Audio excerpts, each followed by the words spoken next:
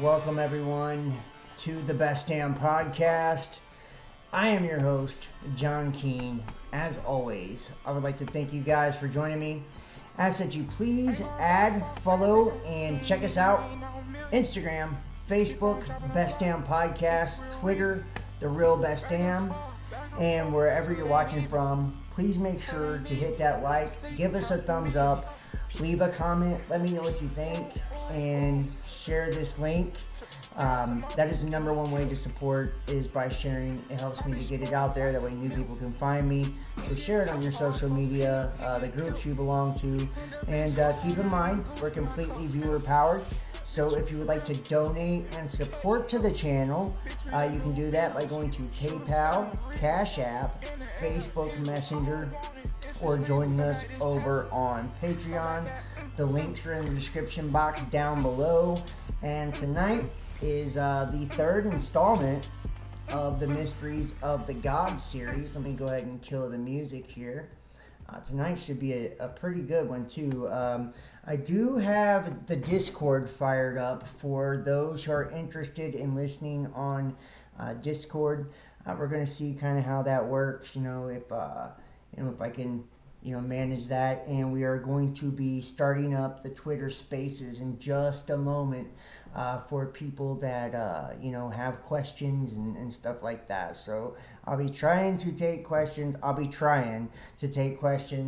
Via Twitter Spaces and Discord tonight. I did put the links in the chat and tried to share them on Discord and stuff. So hopefully that works out for everybody, and you guys will join me. So tonight is the third installment of the Mysteries of the God series. So if you don't catch this live, I'm sorry, you won't get to see it, because this is a membership and donor only video. So this will be after tonight. This will be only for those who donate and support in the month of February, or who have joined us over on Patreon. And if you are on Patreon and you come over to the Discord, you will automatically have the updated and upgraded role for our Discord. Everybody who donates and supports get an upgraded role on Discord as well. And if you guys are interested, you can join me over on Twitter Spaces. It's Twitter at The Real Best Damn for those who are interested.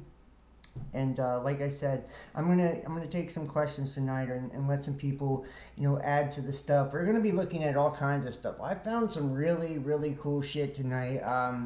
The Archons, the hidden rulers through the ages. This is a really cool rare text about Gnosticism and the Archons, as well as Helena Blavatsky, the Secret Doctrine. We're going to be looking at the book of Enoch. We're going to be looking at the Urantia files and the Lucifer Rebellion.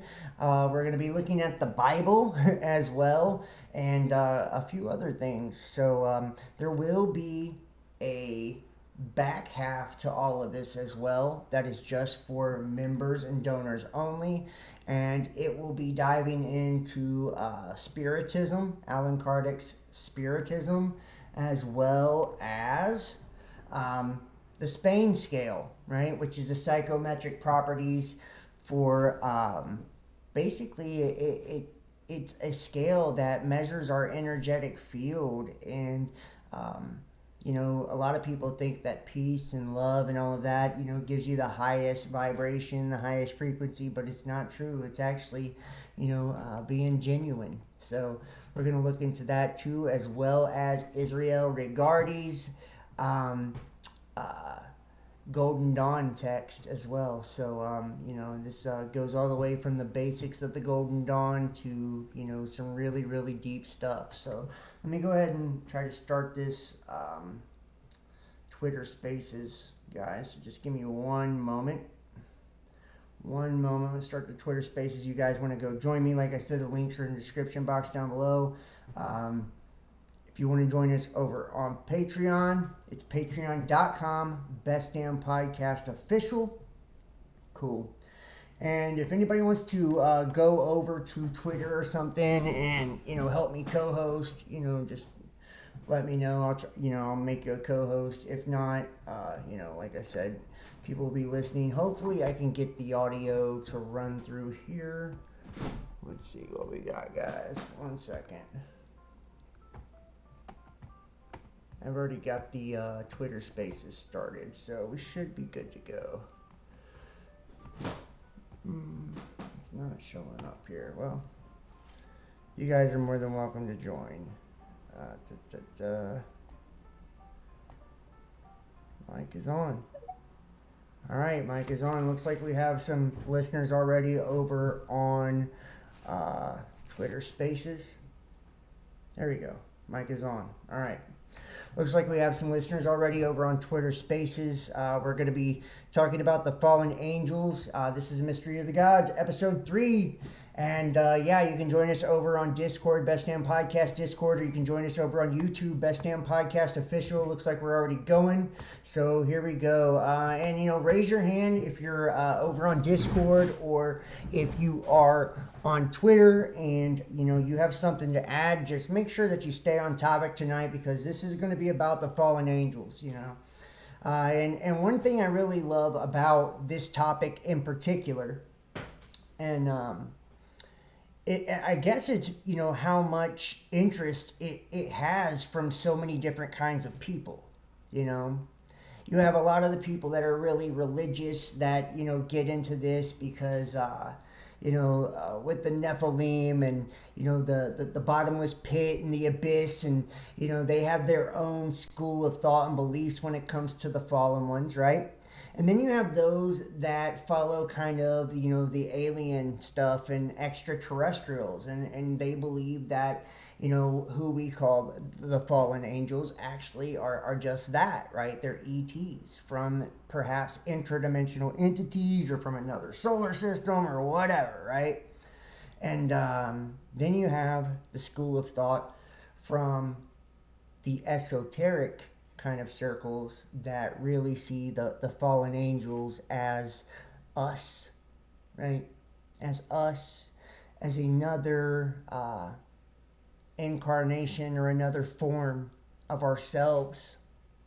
You know, perhaps, and if you think about it too, and we kind of jump, and I'll preface everything with Genesis by saying, you know, in the book of Genesis, it says, in the beginning, you know, we were created in the image of the Elohim. Elohim translates to sons of God. For those who are watching, you know, I can pull this up on the screen, but you guys have seen it, you know, you've seen it before, right?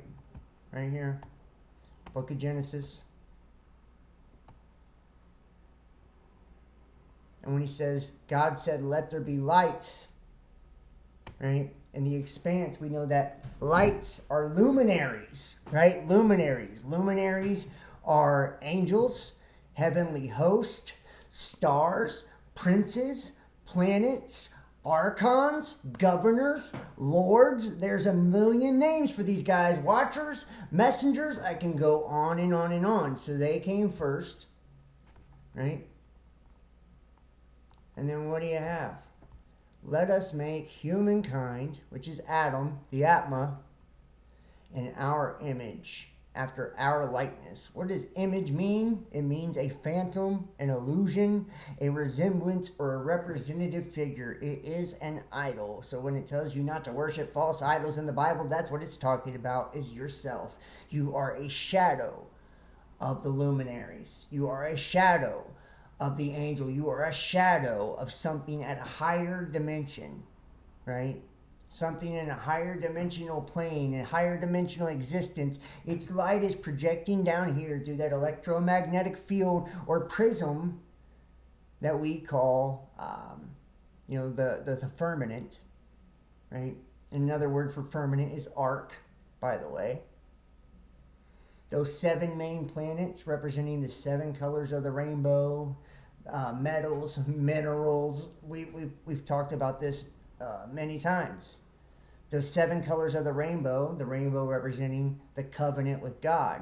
The ark of the covenant, ark, firmament, covenant, the rainbow, that prism, right? That light being given off by those rulers of this reality, those governors, those archons, those watchers,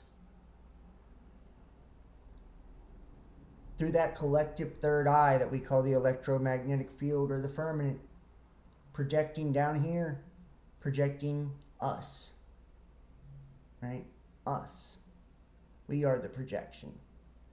We are the phantom. We are nothing but a specter. And I know that's a hard pill for a lot of people to swallow, to think that, they think it's so real. But everything in this world, in this reality, is given place by the Spirit. That's why when you die, or when something or someone dies, it starts to decompose because the consciousness has withdrawn from that. There's no more life animating it. So let's go ahead and start here first. And I would love to hear your guys' thoughts. Just remember, no matter what we get into tonight, to use your critical thinking and your spiritual discernment. Think for yourself. We start off in the book of Enoch, chapter 3, the fallen angels. And I'm telling you, I've got quite a few different really fucking cool schools of thought when it comes to the fallen. I want to share with you guys. So I really hope you stick around tonight. Make sure you hit that thumbs up for me and all that good stuff. Thank you, Son of God, Elephant Tusk, Kimberly F., Graceful Heart, Danny Davis, Dory Grace. Thank you guys so much. I appreciate all of you guys in the chat. And I see, who do we have?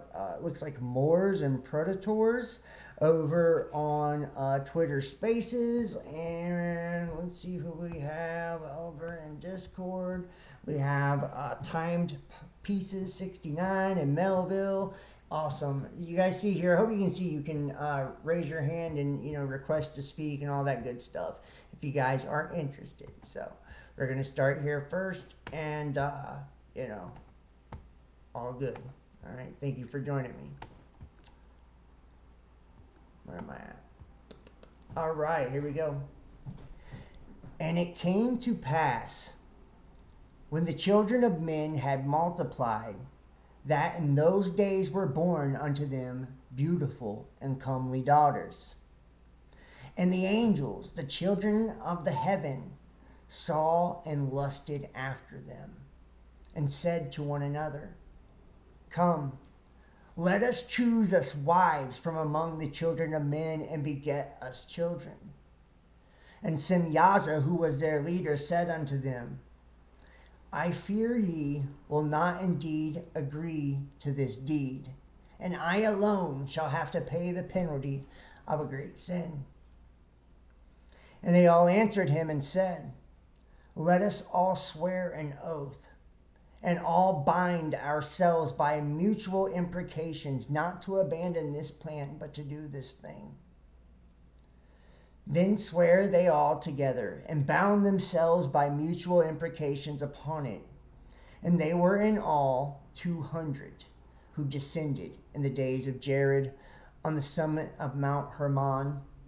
And they called it Mount Hermon because they had sworn and bound themselves by mutual imprecations upon it.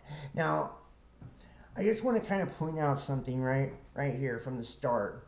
If we look at the Anunnaki tales, okay, I believe it's the Lost Book of Enki, when Marduk is kind of rising up, and Marduk is the son of Enki, who is the oldest son of the two brothers, these creation brothers, Enki and Enlil. The Lord Commander Enlil, who represents like a Satan figure, a commander, and Enki, who is like the bearer of light, like a Luciferian type of figure, right? They came from their father Anu, right? So Marduk is the firstborn son of Enki, and he's like given rule over the world eventually, right? He's the ram, which the astrological age that he was in charge of, and he also represents the sun, which we know the age of Horus, right, is what we're in now, which is the child, okay? But he had these Agigi, is what they were called in that book, in that text. And these Agigi came unto the daughters of men. They took wives from the daughters of men. And it was Azazel or Azazel that actually was called the leader of them. And they did the same thing. They swore an oath, and the leader, Azazel, was the one who kind of said this instead of Semyaza, right? And they made a pact or an oath, and I believe there was even 200 of them as well. Don't quote me on that, but I believe so. And they, which pissed off, the Anunnaki big time, when these Ajiji started, taking these wives from men. But Marduk led them. He was their leader, and this was like this whole new era that was being ushered in. Now, if you think about also some of the implications of Mount Hermon, right? What happened in the Greek text? It was Mount Olympus that these demigods or deities came down on. And did they not also fornicate with women? They did, right? That's how we got like Hercules and shit like that, right? Because Zeus was fucking girls, basically, and having demigod sons, Perseus and Hercules and all of that, So you had Mount Hermon, Mount Olympus, and then if you think about Moses or Moshe, who many believe was also Akhenaten, when he came into contact with the burning bush, which if you think about these angels, a lot of time they are described as seraphim or seraphic beings, which are fire serpents, basically. Right? Matter of fact, let me pull up the definition of a seraphim for you guys, just so I don't sound like a fuckhead. And I'm not bullshit.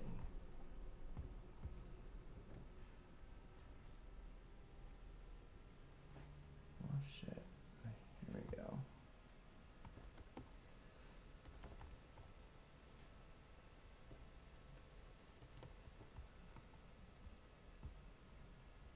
There we go. All right. Seraph, or seraphim in plural. An angelic being regarded in traditional Christian angelology and belonging to the highest order of the ninefold celestial hierarchy. Let's see if we can get more on this. They're basically a fire serpent, or what, a lot of there we go. Let's pull this up here. And you'll see in a lot of other religions, they are called like plumed serpents and shit like that. Like when, Quetzalcoatl and Tezcatlipoca, right? When it comes to the Mayans. So a seraph, a burning one, right? He's a fire being, is a celestial or heavenly being originating in ancient Judaism. The term plays a role in subsequent Judaism, Christianity, and Islam, right? So the big three. Tradition places seraphim in the highest rank in Christian angelology and in the 5th rank of 10 in the Jewish angelic hierarchy. A seminal passage in the book of Isaiah, Isaiah 6, 1 through 8, used the term to describe 6-winged beings that fly around the throne of God, crying, "Holy, holy, holy." This throne scene with its triple invocation of holiness profoundly influenced subsequent theology, literature, and art. Its influence is frequently seen in works depicting angels, heaven, apotheosis. Seraphim are mentioned as celestial beings in the semi-canonical book of Enoch and the canonical book of Revelation. And in Hebrew, the word seraph means burning and is used 7 times throughout the text of the Hebrew Bible as a noun and usually to denote serpent. So these are burning serpents or fiery flying serpents. Isaiah later uses a singular seraph to describe fiery flying serpents in line with other uses of the term throughout the Tanakh. So there you have it right there, right? And if we look at the Anunnaki gods, I just want to show you something real quick. You're going to see a big time similarity here. with these seraph.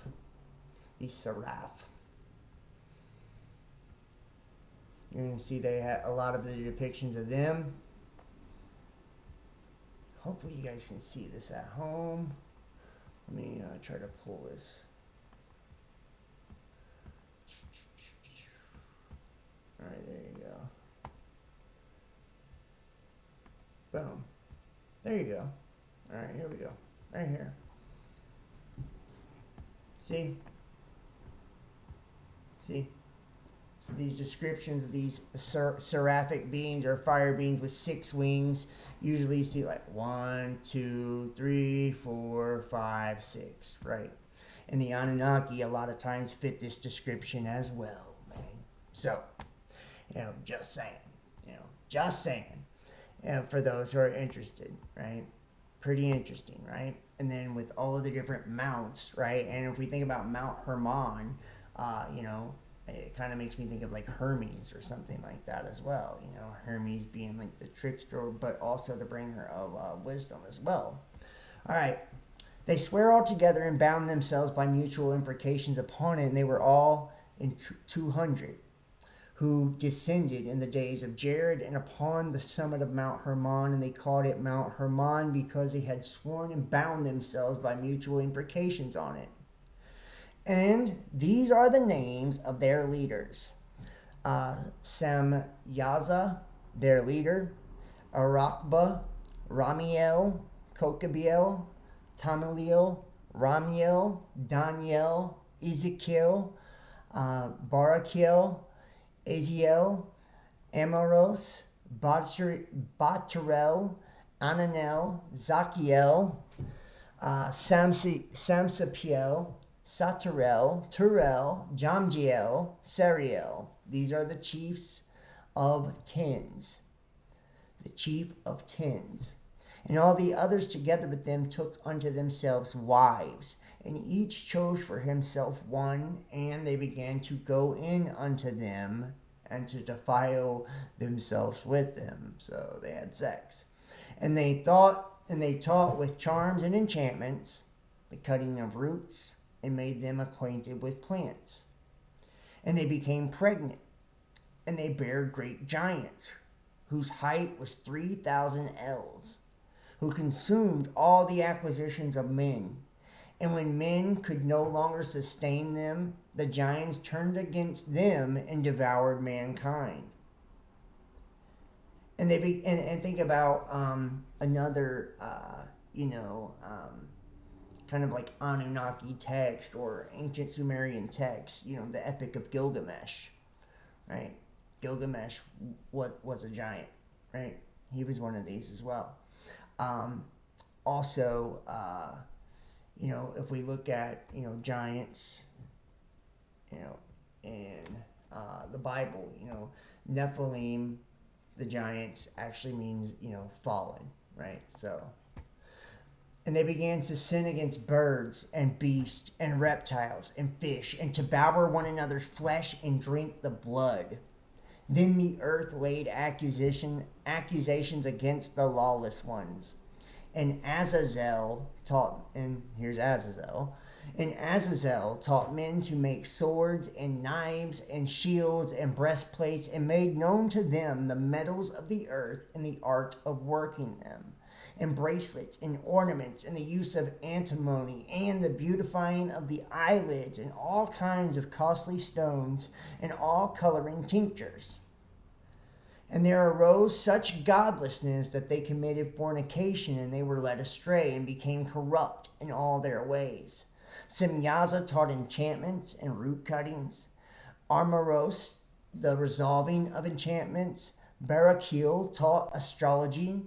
Kokabel taught the constellations. Ezekiel, the knowledge of clouds. Arakiel, the signs of the earth. Shamsiel, the signs of the sun. Sariel, the course of the moon. And as men perished, they cried, and their cry went up to heaven.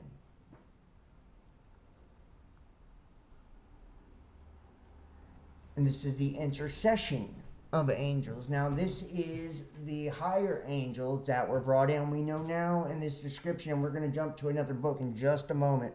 We know now, what we see in this description here is these angels that are teaching basically magic, right? They're teaching witchcraft. They're teaching the painting of the eyelids, so they're wearing makeup. They're teaching them to make swords. They're teaching them, to do all of these things, make clothes, whatever, right? Like all of it, roots, tinctures, all of it. These would be what you would call basically the sacred sciences or the mysteries or the arts. Like these are all of the things that now are, humanity uses to basically get by,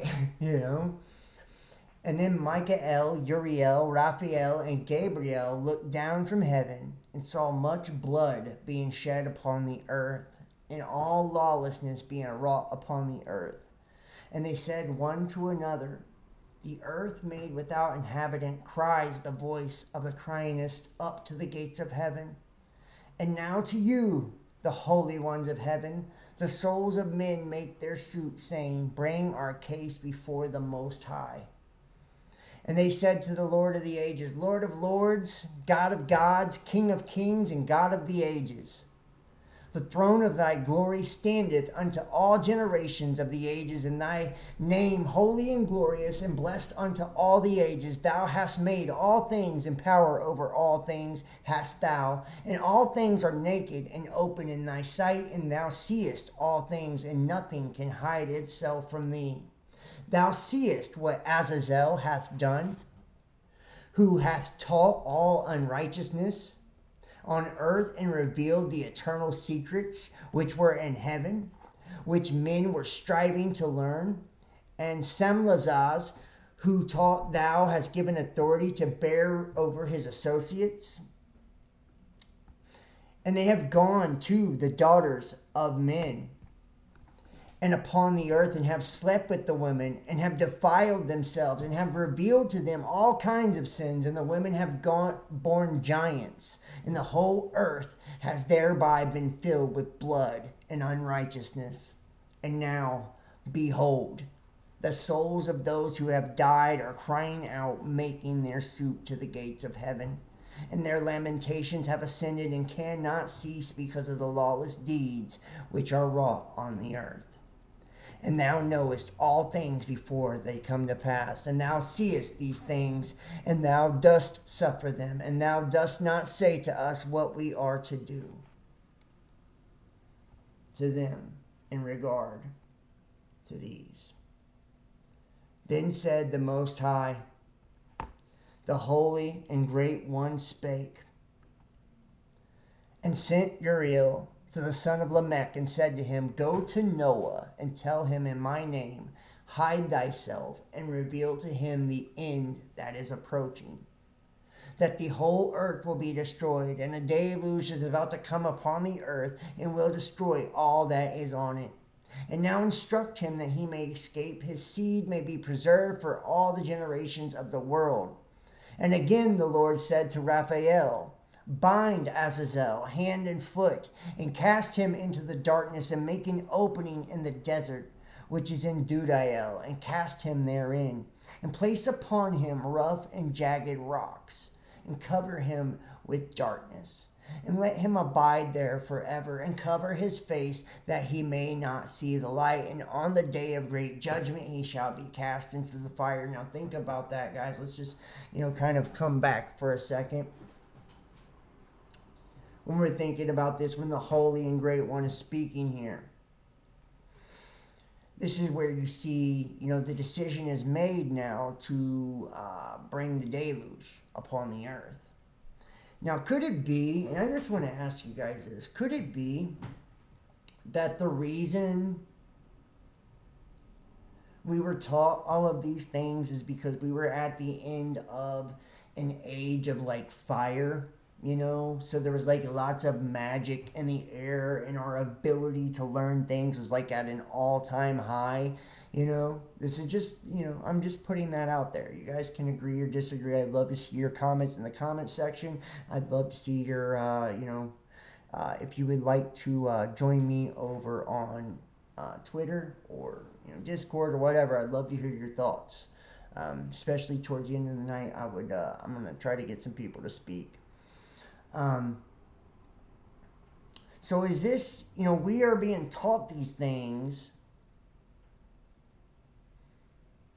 because we're at this end of the age, this end of the cycle, and we have like a very high consciousness, And is it this punishment that comes along, or what we deem as a punishment, and it's really the age of Pisces that's beginning?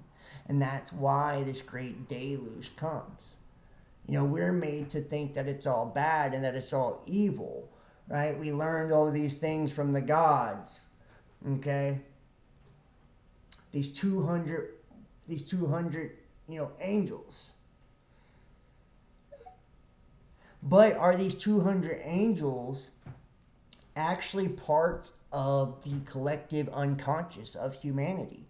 And we look at like Solomonic magic and the brass vessel, right? And the 72 demons and all of that. When people are summoning those things up, are these some of these same beings that were part of the collective consciousness before the flood? Right? Maybe they were corrupted parts of us. Who knows? But I would love to hear what your guys' opinion of the Great Deluge actually is. It happened all over the earth. Was we flooded and destroyed because we had ascended to too high of a point of knowledge? That's a good question right there. It's a great question. Were we flooded and destroyed because we had too much knowledge? Because we rose too high? Like the Tower of Babel, right? We got our ass knocked the fuck back down, and what did they do? They confused our language and all that shit, right? Is this something very similar? Where we tapped into this heavenly host energy, and we're given knowledge of, metallurgy and all different types of things, And then the flood comes along. Or was it just a coincidence and the age of Pisces had began, and the church has twisted this to make it seem like we were being punished for having knowledge, when truly it was just a new age that was beginning, and it was an age of water, right? We know that when you look at the Anunnaki and Sumerian text, that Noah, I believe is Vayasudra in those texts, when Enki is actually, giving him, knowledge on the reed wall, and it's Enlil that doesn't want him to warn him. That way nobody can be spared, and he's trying to spare humanity. It's Enlil that makes the decision to destroy them, and the Anunnaki actually do descend down to the earth, right? And I believe they had 50 of them first, and then they brought more. So it's very interesting, just to kind of think about this. Binding Azazel hand and foot and cast him into the darkness. Now, and make an opening in the desert. Now, the desert is without water, right? It's dry, hot place. This would be something akin to Sheol, And these rough, jagged rocks that cover him with darkness, this would be like what we see a shadow being, right? It has no light. It's just a shadow.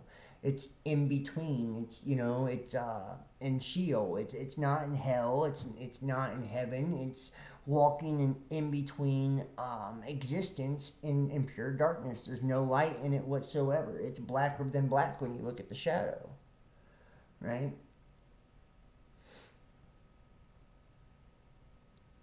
We're about to jump to a new book. Just a moment. And heal the earth which the angels have corrupted. Proclaim the healing of the earth, that they may heal the plague, and that all the children of men may not perish, all the secret things that the watchers have disclosed and have taught their sons. And the whole earth has been corrupted through the works that were taught by Azazel. To him ascribe all sin, right? And here is your scapegoat, your goat, right? Your Lucifer figure right here. And to Gabriel said the Lord, proceed against the bastards and the reprobates and the children of fornication and destroy the children. And destroy the children of the watchers from amongst men. Send them one against the other, that they may destroy each other in battle. For length of days shall they not have, and no request they make shall be granted unto their fathers and on their behalf. For they hope to live in eternal life, and they each one of them will live 500 years.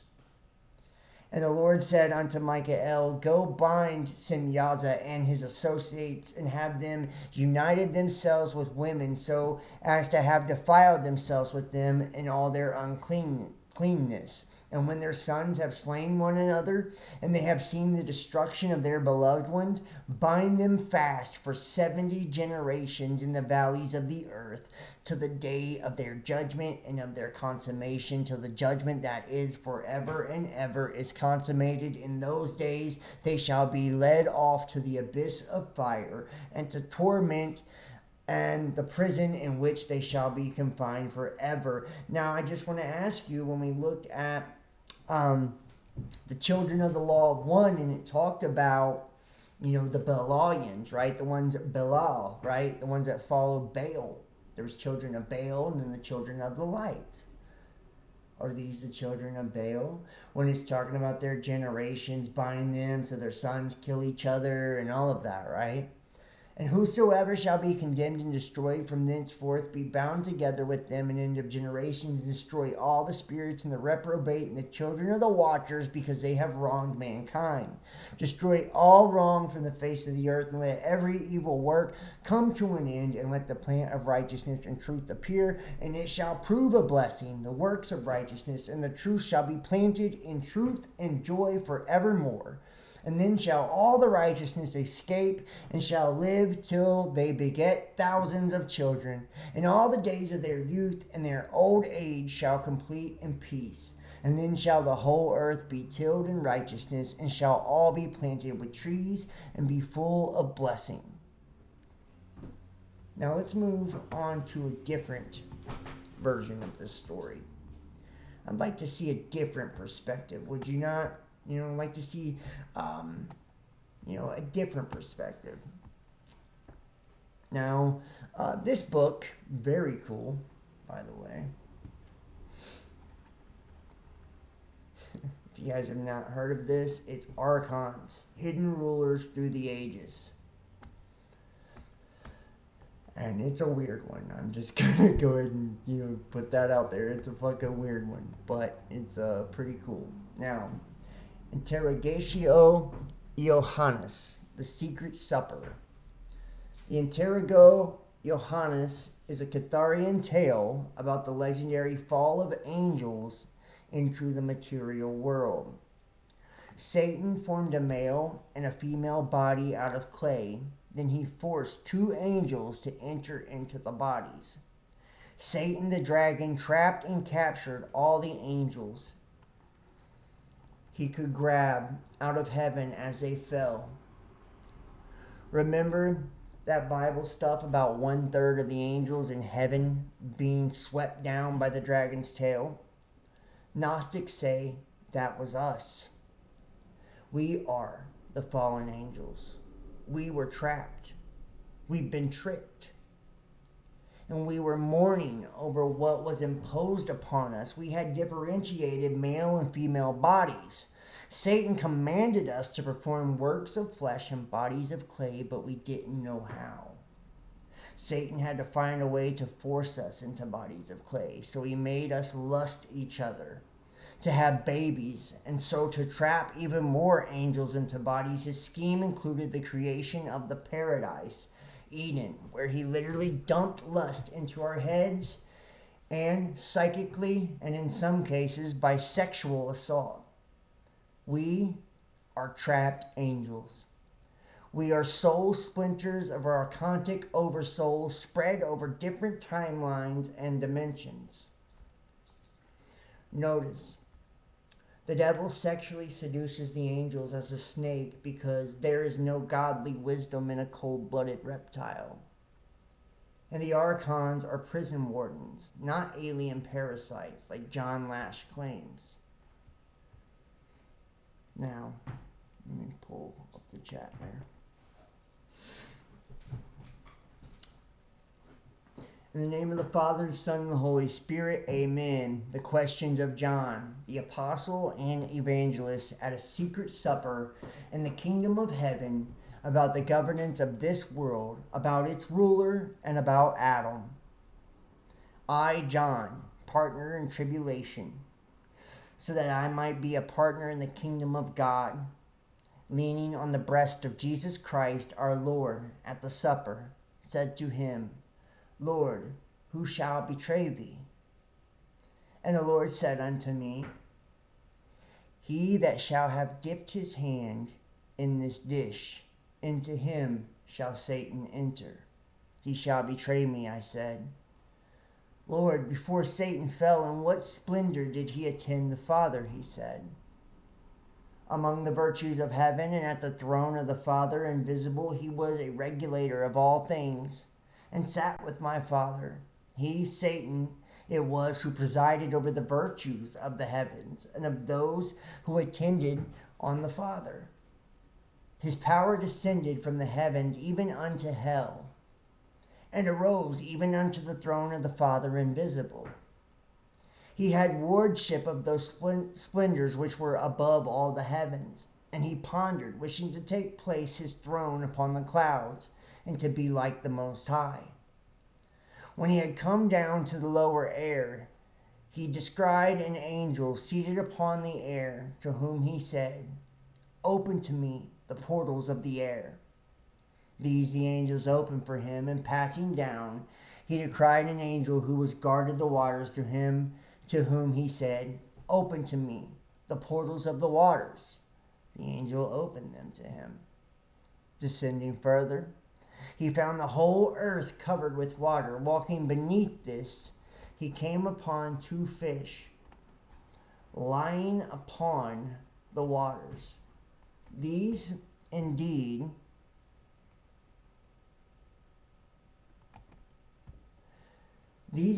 were yoked together, and they bore up the whole earth at the bidding of the Father invisible. And passing down further still, he found great clouds holding the masses waters of the sea. And descending lower, he found his hell, which is the Gehenna of fire.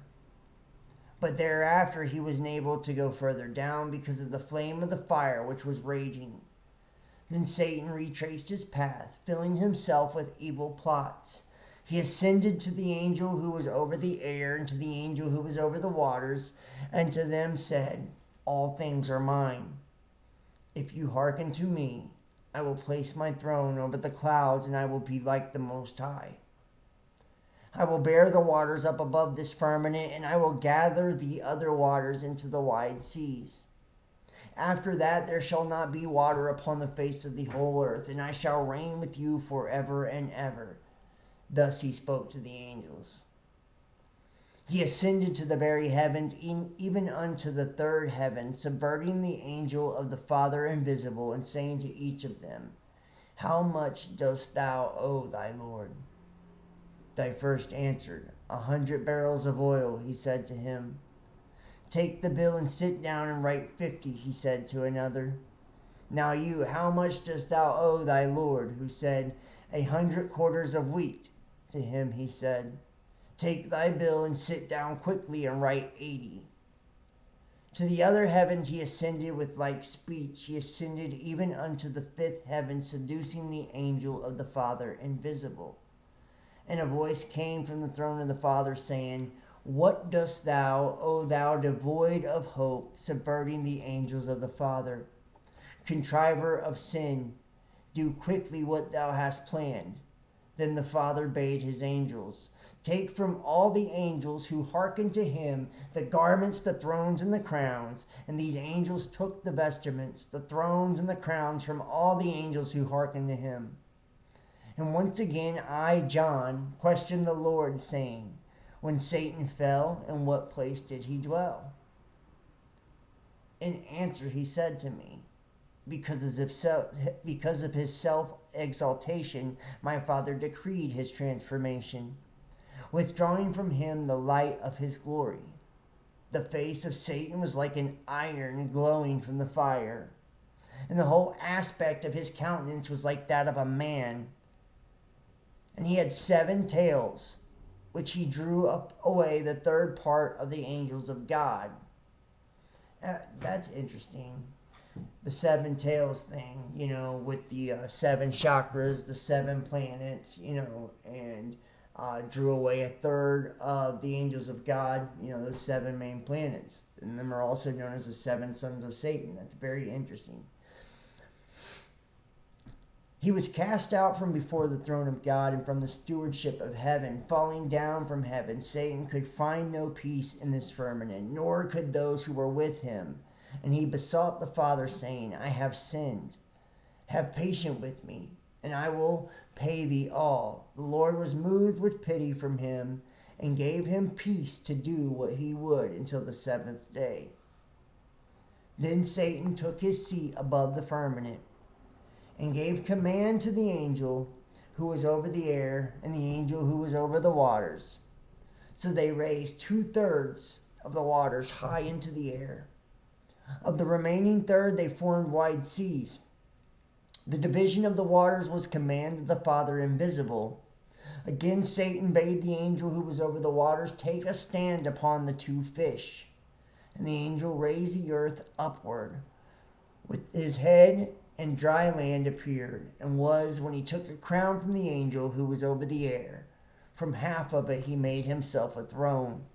And when he took a crown from the angel who was over the waters, from half he made the light of the moon, from half the light of the day.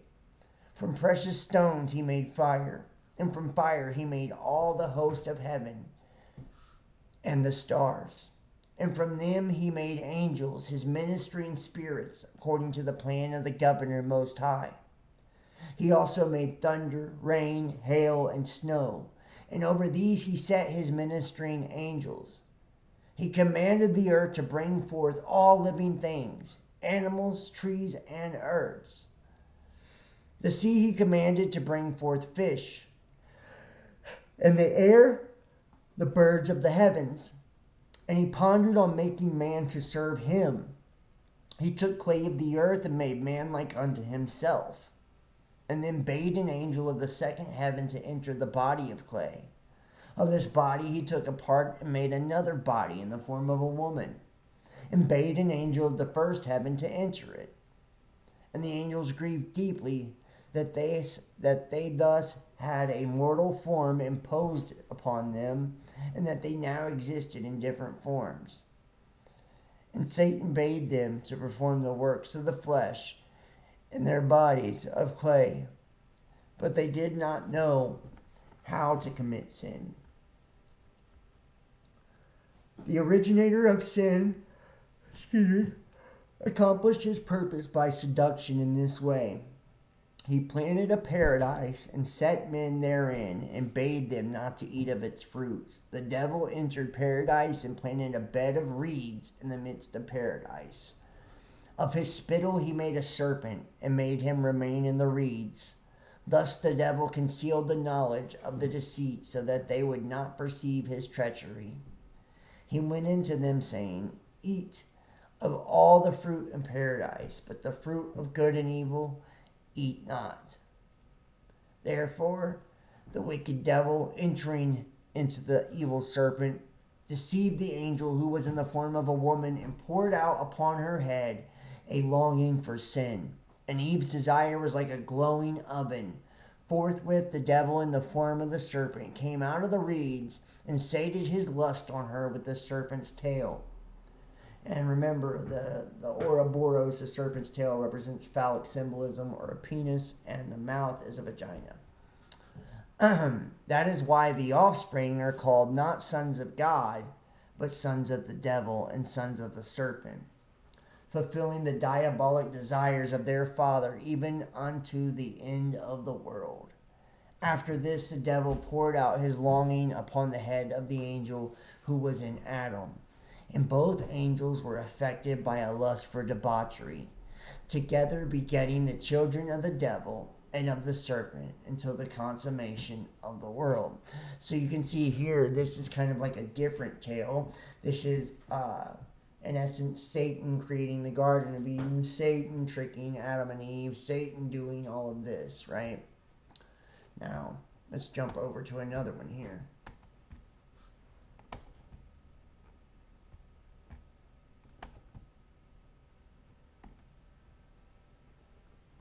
Where am I at? Right here. Now, in the secret doctrine, we're going to get a lot different perspective when it comes to, the fallen angels, because they do not subscribe to a lot of the same theories that the church does. So, you have the Enochian kind of tales of this, you have the different accounts of that, and yeah, thank you. Everybody smash that like button, but we have the Enochian, accounts of this. We have the accounts of it being Satan and the fallen. So we have all these different ways of looking at this. So, and I imagine, there's truth in all, right? Everybody, I think, can agree that, each one of these has a little bit of truth. But, here's the thing. At the end of the day, we need to decide, what story are we being told and why? Is this, and I believe that we are listening to the origins of humanity. That we, in fact, descended from the heavens. That we, in fact, are more than likely the fallen. I would love to hear people's opinion on that too. If you believe that, let me know. We're getting close to question time. About 30 more minutes, and I'm going to take questions. If people want to join me, we'll do it probably on Discord or Twitter Spaces for those who are interested that have anything to add into this. But I'd love to hear your thoughts. Okay, here we go. Our present quarrel is exclusively with theology. The church enforces belief in a personal God and a personal devil, while occultism shows the fallacy of such a belief. And though for the pantheist and occultist, as much for the pessimist, nature is no better than a comely mother but stone cold. This is true only so far as regards external physical nature. They both agree that to the superficial observer she is no better than an immense slaughterhouse, wherein butchers become victims and victims executioners in their turn. It is quite natural that the pessimistically inclined profane, once convinced of nature's numerous shortcomings and failures, and especially of her autophagous propensities, should imagine this to be the best evidence that there is no deity in abscondito within nature, nor anything divine in her. Nor is it less natural that the materialist and the physicist should even imagine that everything is due to the blind force and chance, and to the survival of the strongest, even more often than the fittest. But the occultists, who regard physical nature as a bundle of most varied illusions on the plane of deceptive perceptions, who recognize in every pain and suffering but the necessary pangs of incessant procreation, a series of stages towards an ever-growing perfectibility, which is visible in the silent influence of never-erring karma or abstract nature. The occultists, we say, view the Great Mother otherwise. Woe to those who live without suffering. Stagnation and death is the future of all that vegetates without a change. And how can there be any change for the better without proportionate suffering during the preceding stage? Is it not only those who have learnt the deceptive value of earthly hopes and the elusive allurements of external nature who are destined to solve the great problems of life, pain, and death? If our modern philosophers, preceded by the medieval scholars, have helped themselves to more than one fundamental idea of antiquity, theologians have built their God and his archangels, their Satan and his angels, along with the Logos and his staff, entirely out of the dramatis personae of the old heathen pantheons. They would have been welcome to these had they not cunningly distorted the original characters, perverted the philosophical meaning, and taking advantage of the ignorance of Christendom. The result of long ages of mental sleep during which humanity was permitted to think only by proxy, tossed every symbol into the most inextricable confusion. One of their most sinful achievements in this direction was the transformation of the divine alter ego into the grotesque Satan of their theology. As for whole philosophy of the problem of evil hang-ups upon the correct comprehension of the constitution of the inner beings of nature and man, the divine within the animal, and hence also the correctness of the whole system as given in these pages with regard to the crown piece of evolution, man, we cannot take sufficient precautions against theological subterfuges. When the good St. Augustine and the fiery Tertullian called the devil the monkey of God, this could be attributed to the ignorance of the age they lived in. It is more difficult to excuse our modern writers on the same ground. The translation of Mazdian literature has afforded the Roman Catholic writers to the pretext for proving their point in the same direction once more. They have taken advantage of the dual nature of Ahura Mazda and the Zendavesta and the Venedad of his Hashapins, and to emphasize still further their wild theories. Satan is a plagiarist and a copyist by anticipation of the religion which came ages later. This was one of the master strokes of the Latin Church, its best trump card after the appearance of spiritualism in Europe. Though only a success d'estime in general, even among those who are not interested in either theosophy or spiritualism, yet the weapon is often used by the Christian Roman Catholic Kabbalist against the Eastern occultists. Now even the materialists are quite harmless and may be regarded as the friends of theosophy when compared to some fanatical Christian, as they all call themselves, sectarian, as we call them, Kabbalist on the continent.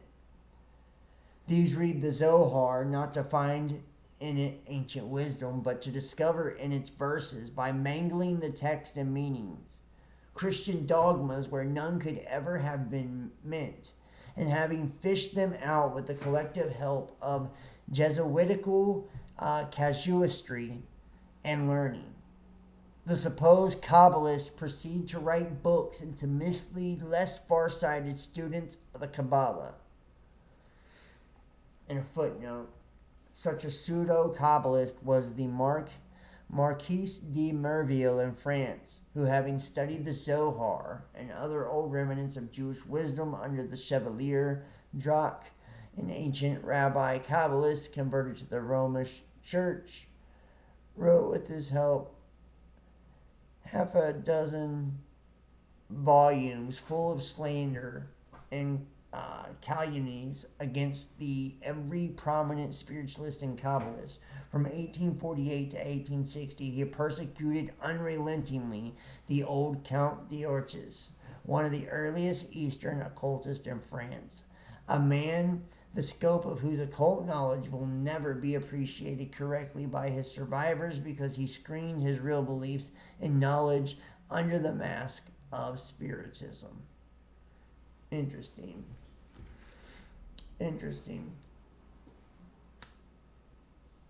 And the Genesis of the Devil. We're going to go back, actually, to the serpent here. The seraphic beings in this one.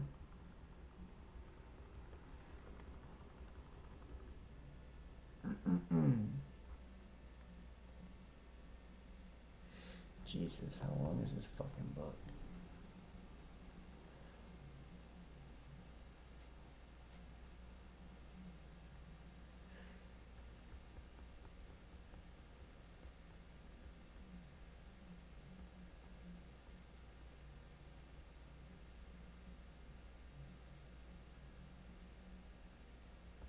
Okay.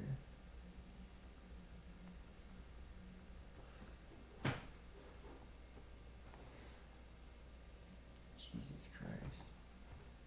Hold on, guys. Sorry. This is going slow as shit. Just try to... Alright, there we go.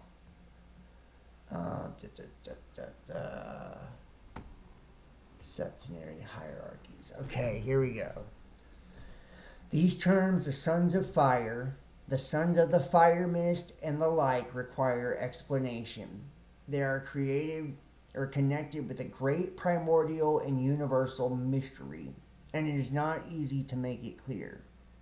There is a passage in the Bhagavad Gita wherein Krishna speaks symbolically and esoterically says, I will state the times and conditions at which devotees departing from this life do so never to return or be reborn, or to return to incarnate again. The fire, the flame, the day, the bright lucky fortnight, the 6 months of the northern solstice, departing, dying in these. Those who know the Brahmin yogis go to the Brahmin. Smoke, night, the dark, unlucky fortnight, the 6 months of the southern solstice, dying in these, the devotee goes to the lunar night, or mansion the astral light also, and returns and is reborn. These two paths, bright and dark, are said to be eternal in this world, or great kalpa, or age. By the one, a man goes never to come back, and by the other he returns. Now these names, fire, flame, day, the bright fortnight, etc., as smoke, night, and so on, leading only to the end of the lunar path, are incomprehensible without a knowledge of esotericism. These are all names of various deities which preside over the cosmo-psychic powers. We often speak of the hierarchy of the flames, of the sons of fire, etc. Sankaracharya, the greatest of the esoteric masters of India, says that the fire means a deity which presides over time, Kala. The able translator of the Bhagavad Gita, Kashinath Trimbak, Okay. The Agjaswastha and Kumara, or 7 mystic sages, are solar deities, though the former are Pitris also, and these are the fashioners of the inner man. The sons of fire, because they are the first beings in the secret doctrine, are called minds, evolved from primordial fire. The Lord is a consuming fire, Deuteronomy. The Lord Christos shall be revealed with his mighty angels in flaming fire, Thessalonians. The Holy Ghost descended on apostles like cloven tongues of fire, Acts.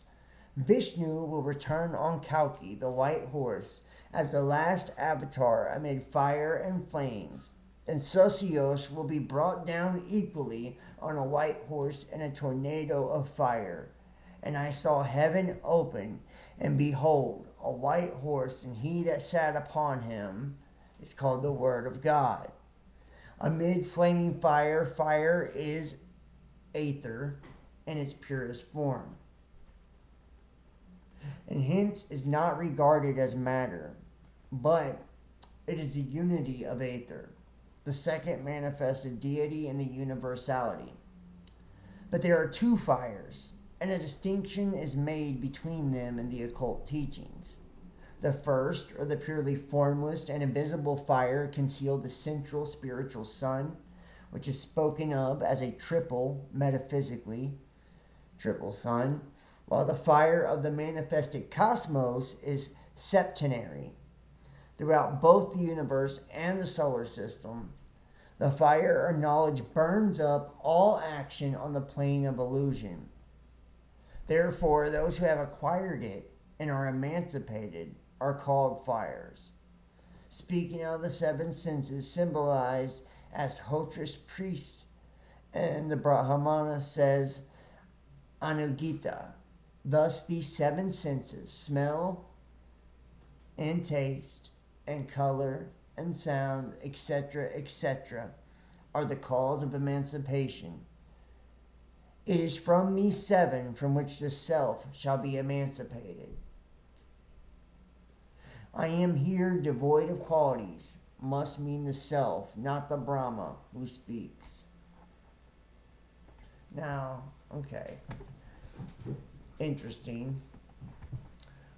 We keep seeing the kind of, the theme of the seven popping up over and over. We keep seeing the theme of, the fire beings popping up over and over and over.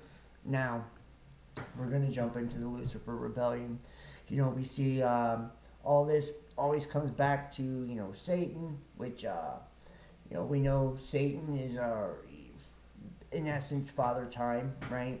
And him being responsible, essentially, for trapping humanity, within this matrix, right? This Saturn moon matrix that we exist in now. And that humanity is this projection, this holographic projection that comes from these luminaries, right? These stars. So were we, and given on the information that we've kind of seen so far, I think it's not too much to fathom, or not too much to kind of, it's not really going out on a limb to say that it looks as if these fire beings were stars. They were suns. They were sons of God, right? Just like the son of God. We always kind of connect the two to the sun in the sky, right? And the sun being a masculine energy, cycling over and over daily. The moon being a feminine energy, cycling every 28 days, like a menstrual cycle. Okay.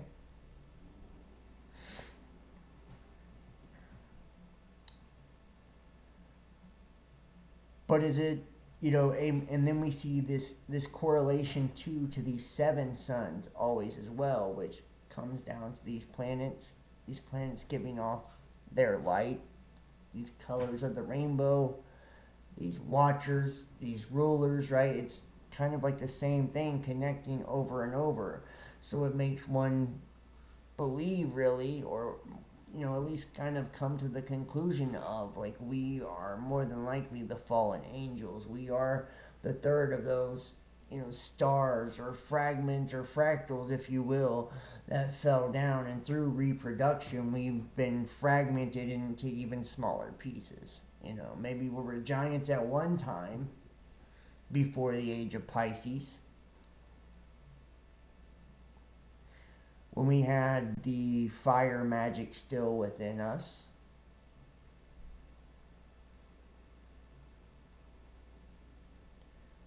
But something was to happen with, when you think about coming unto the daughters of men, that's reproduction. It's reproduction. It's like saying when we started reproducing, that's, then the age of Pisces comes along, and now it's just us. Which I feel like is a really interesting concept to kind of think, if it's like, it's telling us the story of, like, who we are really, essentially, more than, these other deities. And it's kind of telling us also, the role that the celestial spheres have played in all of this as well, that we get these energies. And there's many schools of thought too that believe, especially with catastrophism, that there's these cycles and we get a new sun every cycle, a new star, a new fire being, right? A fiery serpent, right? Flying serpent. It's like a comet or a sun, right? It's flying, it's got a tail, If you look in like, science, it says basically that our sun is like that. It's like a comet, and all the planets are just, orbiting behind it in its wake.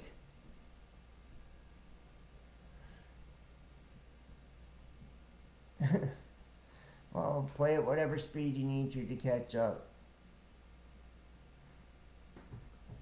And I would love to hear, this is where I get into, and we're going to do the Lucifer Rebellion, and then I'm going to take, I would love to hear some of your guys' opinions on this as well, before, I end up wrapping it all up or whatever, so.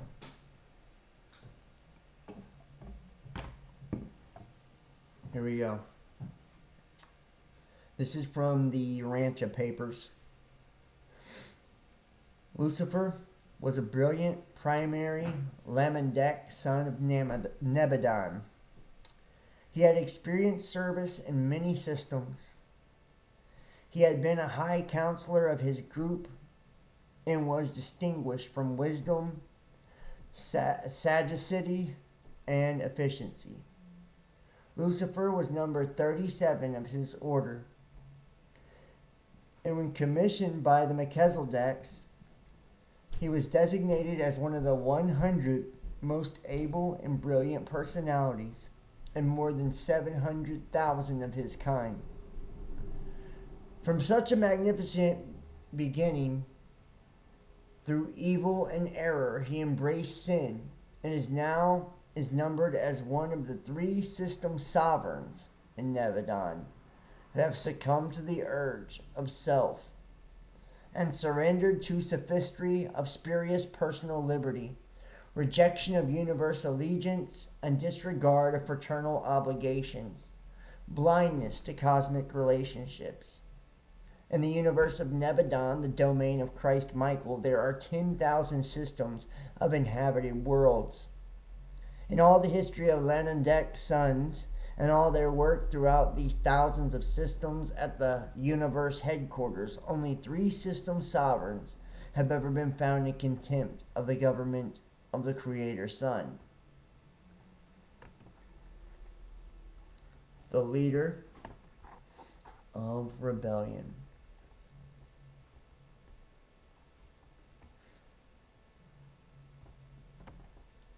Lucifer was not an ascended being. He was a created son of the local universe. And of him it was said, "You were perfect in all your ways from the day you were created till unrighteousness was found in you." Many times had he been in council with the Most High Evidentia, and Lucifer reigned upon the holy mountain of God, the administrative mount of Jerusalem, for he was the chief executive of a great system of 607 inhabited worlds. Lucifer was a magnificent being, brilliant personality. He stood next to the Most High Fathers of the constellations in the direct line of universe authority. Notwithstanding Lucifer's transgressions, subordinate intelligences refrained from showing him disrespect and disdain prior to Michael's bestowal on Urantia. Even the archangel of Michael at the time of Moses' resurrection did not bring against him an accusing judgment, but simply said, "The judge rebuke you." Judgment in such matters belongs to the Ancient of Days, the ruler of the super universe. Lucifer is now the fallen and deposed sovereign of Satania. Self-contemplation is most disastrous, even to the exalted personalities of the celestial world. Of Lucifer it was said, "Your heart was lifted up because of your beauty. You corrupted your wisdom because of your brightness. Your olden prophets saw his sad estate when he rose. How are you fallen from heaven, O Lucifer, son of the morning? How are you cast down, you who dared to confuse the worlds?" Very little was heard of Lucifer on Urantia, owing to the fact that he was assigned his first lieutenant, Satan, to advocate his cause on your planet. Satan was a member of the same primary group of the Lanandex, but had never functioned as a system sovereign. He entered fully into the Lucifer insurrection. The devil is none other than Caligastia, the deposed planetary prince of Urantia and a son of the secondary order of the Lanandex. At the time Michael was on Urantia in the flesh, Lucifer, Satan, and Caligastia were leagued together to effect the miscarriage of his bestowal mission, but they signally failed. Abaddon, or Abaddon, was a chief of the staff of Caligastia. He followed his master into rebellion and has ever since acted as a chief executive of the Urantia rebels. Beelzebub was the leader of the disloyal Midway creatures who allied themselves with the forces of the traitorous Caligastia. The dragon eventually became the symbolic representation of all these evil personages. Upon the triumph of Michael, Gabriel came down from Salvington and bound the dragon, all the rebel leaders, for an age. Of the Jerusalem seraphic rebels it is written, "And the angels who kept not their first estate, but left their own habitation, he who has reserved in some chains of darkness to the judgment of the great day." The cause of the rebellion. Lucifer and his first assistant, Satan, had reigned on Jerusalem for more than 500,000 years when in their hearts they began to array themselves against the universal Father, and then his vicegerent son, Michael. There was no peculiar or special conditions in the system of Satania which suggested or favored rebellion. It is our belief that the idea took origin and form in Lucifer's mind, and that he might have instigated such a rebellion no matter where he might have been stationed. Lucifer first announced his plans to Satan, but it required several months to corrupt the mind of his able and brilliant associate. However, when once converted to the rebel theories, he became a bold and earnest advocate of self-assertion and liberty. No one ever suggested rebellion to Lucifer. The idea of self-assertion in opposition to the will of Michael and to the plans of the Universal Father, as they represented in Michael, had its origins in his own mind. And I just want to kind of state in the Urantia, in case you're wondering why they keep saying Michael and Christ Michael, they believe that Michael the Archangel is Jesus. So they believe that Michael incarnated as a man in Jesus, so he's Christ Michael to them, right? So Michael, he who was like God, he incarnated as Jesus according to the Urantia papers. So just in case you're wondering why it's saying that. His relations with the Creator's Son had been intimate and always cordial. At no time prior to the exaltation of his own mind did Lucifer openly express dissatisfaction about the universe administration. Notwithstanding his silence for more than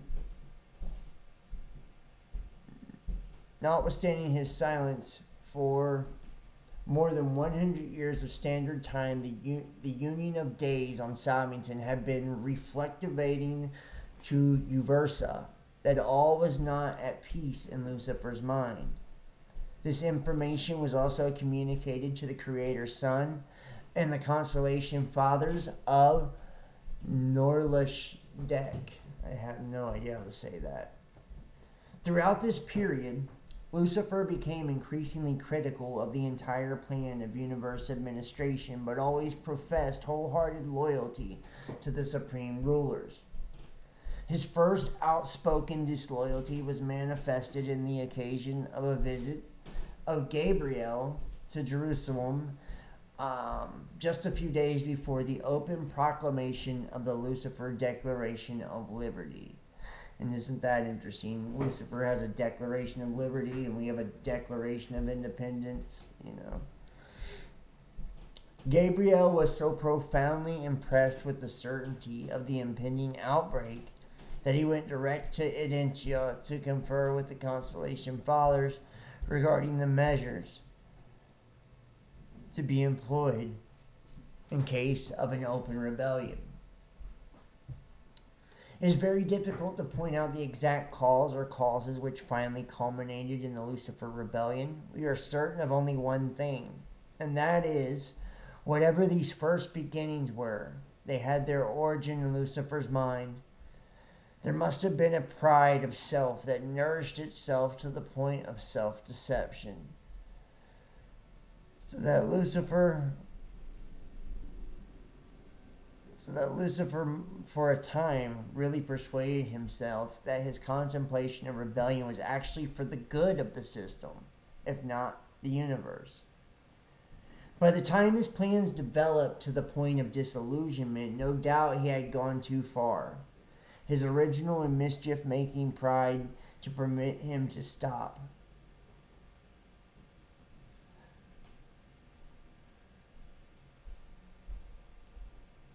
At some point, this experience he became insincere, and evil evolved into deliberate and willful sin.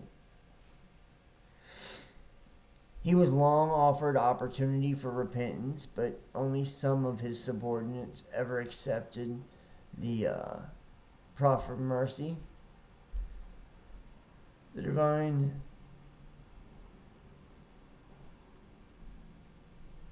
The faithful of days of Urantia, on the request of constellation fathers in person, presented the plan of Michael for the saving of these flagrant rebels.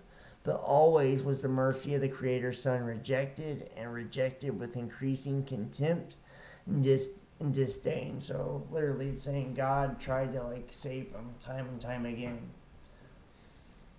The Lucifer Manifesto. And doesn't this sound, very familiar? Manifestos, thinking about communism and shit like that. I just find it to be very interesting how similar a lot of this shit is to the stuff that we see. I've often wondered if we were fallen. It does make sense. Excuse me? You are demon-possessed, son. Repent to the Lord. I hope you're being funny. I'm going to put that user in timeout. You're demon-possessed, son. Alright.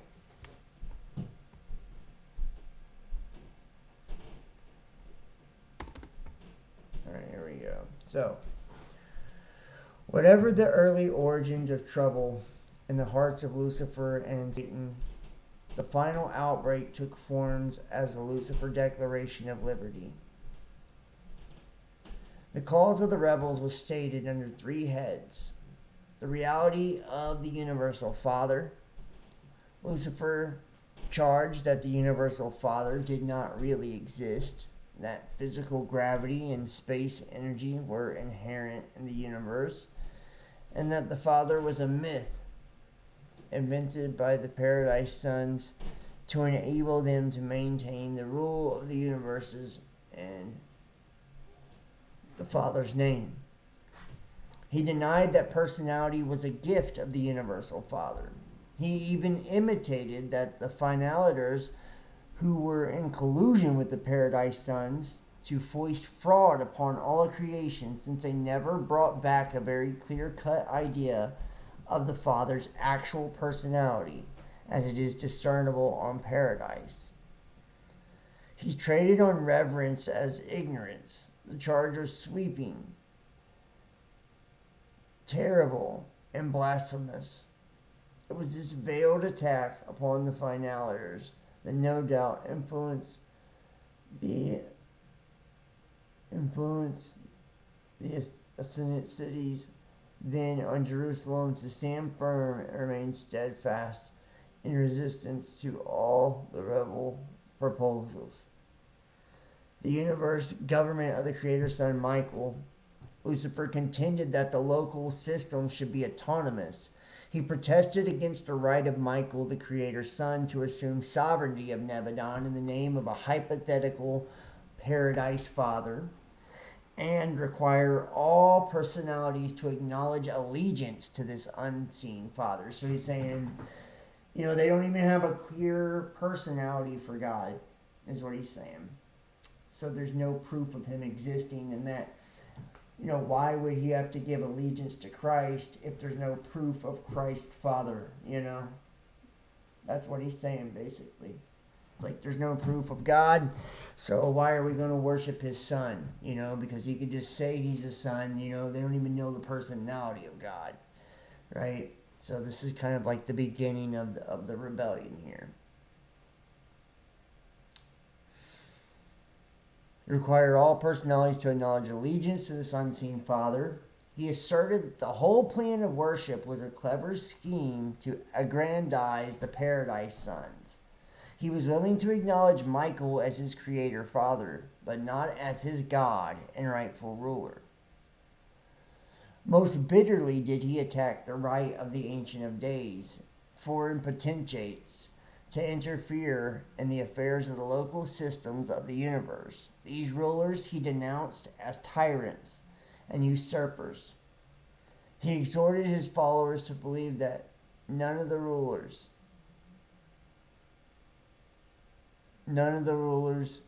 could do aught to interfere with the operation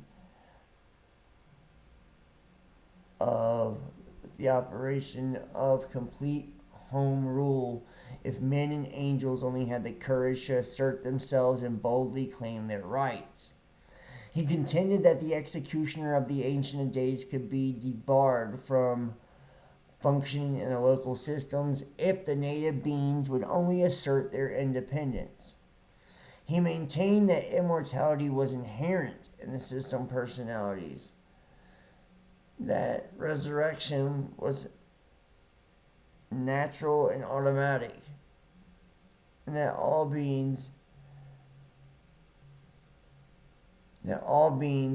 would live eternally except for the arbitrary and unjust acts of the executioners of the Ancient of Days. The attack upon the universal plan of ascendant mortal training, Lucifer maintained that far too much time and energy were expended upon the scheme in so thoroughly training ascending mortals in the principles of universe administration, principles which he alleged were unethical and unsound. He protested against the age-long program for preparing the mortals of space for some unknown destiny, and pointed to the presence of the finalitier core on Jerusalem as proof these mortals had spent ages of preparation for some destiny of pure fiction. With derision, he pointed out the finaliters had encountered a destiny no more glorious than to be returned to humble spheres similar to those of their origin. He intimated that these have been debauched by overmuch discipline and prolonged training, and that they were in in reality traitors to their mortal fellows, since they were now cooperating with the scheme of enslaving all creation to the fiction of a mythical eternal destiny for ascending mortals.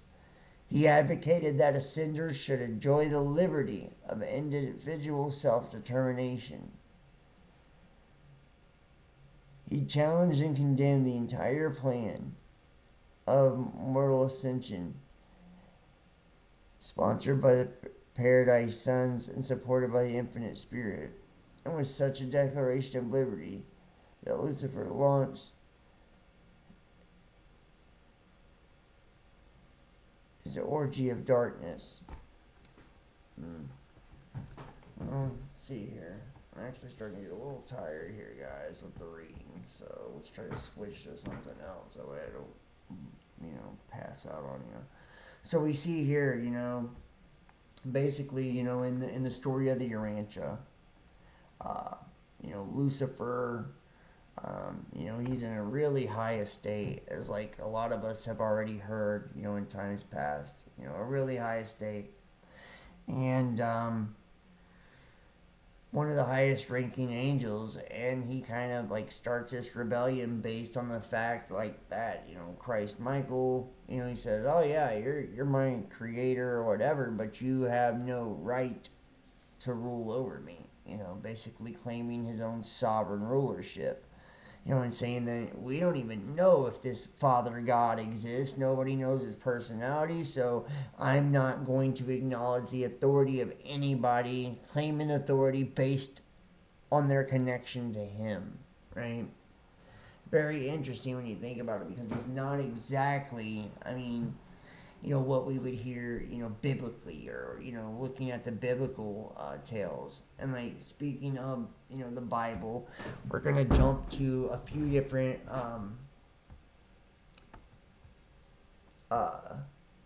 Bible verses, that are talking about the fall, and kind of examine those, Jude 1:6, and the angels who did not keep their positions of authority but abandoned their proper dwelling, these he has kept in darkness, bound with everlasting chains for judgment on the great day. I would love to, and this is something I want to ask you guys, right? And let's pull this up on the Word. I think that's the best way to do this. This is Jude 1:6. Could it be that we are the ones who did not keep our original state?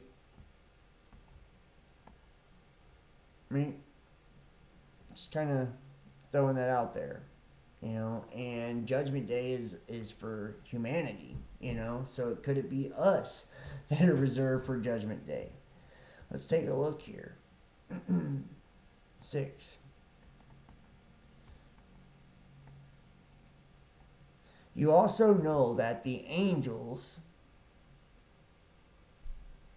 which is angelos, an angel of God.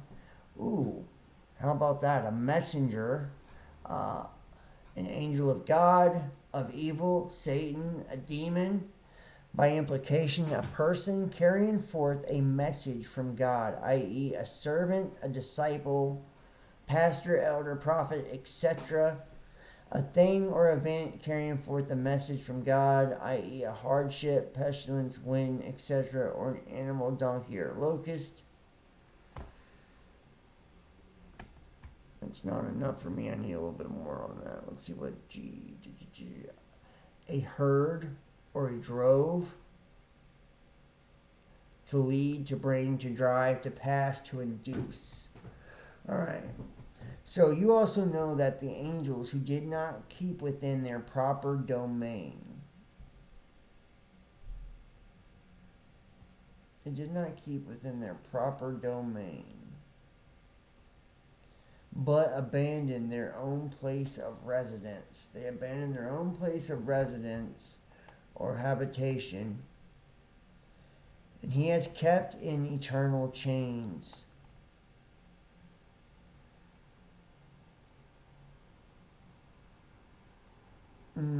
How about that? He's kept in eternal change, which is band, bonds, chains, strings, impediment or disability, shackled of a prisoner, ligament of the body. Wow. So are the eternal chains the body? Right? The shadow, the phantom, the darkness, is that the eternal darkness that we were, that the fallen was put into? And think about it too. He talked about the jagged rocks. Are we talking about like the living rock? Right? Just saying. Okay. Under darkness, gloom. Okay. Let's see if there's any other words that we can pull out of that. Large, dense crowd. Wow. Great number of people. Cloud also represents consciousness. So it's the consciousness of a great number of people. Wow. Wow. How about that? So the angels who didn't keep their proper domain, right? They didn't keep their original, chief or commencement, but abandoned their own place of habitation, their own house, their temple, right? He is kept in eternal chains, which means everlasting bondage, everlasting disability or impediment in the ligaments or to a body, and in a body, and utter darkness. Utter darkness is cloudy and gloom. Cloud represents spirit, right? So a spirit, a collective spirit, locked up for the judgment of the great day. Locked up for the judgment of the great day. The decision, the tribunal, the justice of the great day.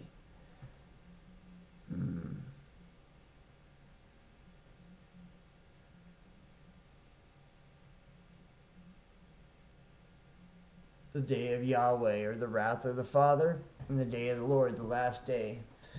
The white throne judgment or inspection day for the redeemed at his returning presence. There is a day of inspection for the redeemed at his returning presence, in the air for reward, and one shortly after the wrath of survivors on the earth, and another day for inspection for others at the white throne judgment. I just want, it's redeemed. Why? Why are we redeemed? Right? Why are we redeemed in this original sin? Where do you think this concept of fucking original sin came from? Right? Where did the original sin come from? Does anybody got any ideas of where original sin maybe actually came from? If we are the fallen, then the original sin actually came from the fact that we were fallen angels. So the fact that, we're bound in darkness, which is a phantom, right? The specter, the illusion, the projection, which we are made in the image of the Elohim, sons of God. We're a shadow of the angels, right? So these ones that came onto the daughters of men, right, were bound because they didn't keep their original estate, right? Their original dwelling, their temple. They were bound through ligament or body and gloomy cloud, or, a collective spirit, a collective consciousness, right? Until the day of judgment. So they can be redeemed, right? We're born with original sin. We're redeemed by the blood of Christ. You see what's going on here? To me, it looks like we are the fallen.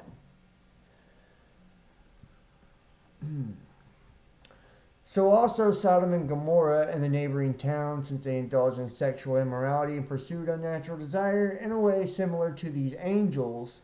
And let's see, there's different altos, self, right? Self. The one, he, the, or the one, the thing.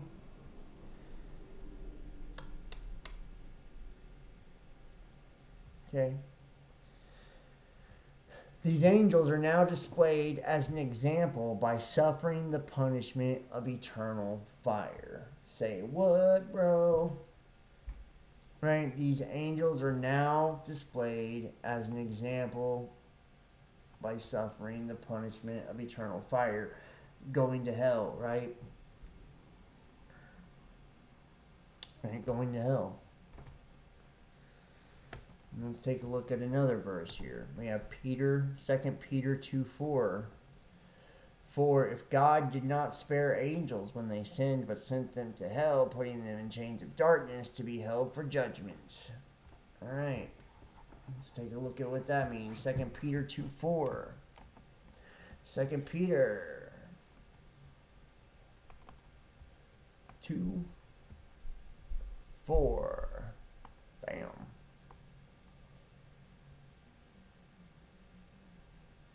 Wow. For if God did not spare the angels who sinned, they mortally failed and they were mortally disqualified, but threw them into hell, which is Tartaru. This is incarnate in the abyss or Tartarus to await final judgment and eternal torment. Let's see what we can see with this hell and Tartarus too. Let's see if we got any more. God damn it. There's usually more. Don't see nothing else with this. Huh. And lock them up in chains. Lock them up in chains. And chains is binding or drawing. To conquer or to fasten them. Fasten them. Binding them. To drag. To drag by force. To take for oneself.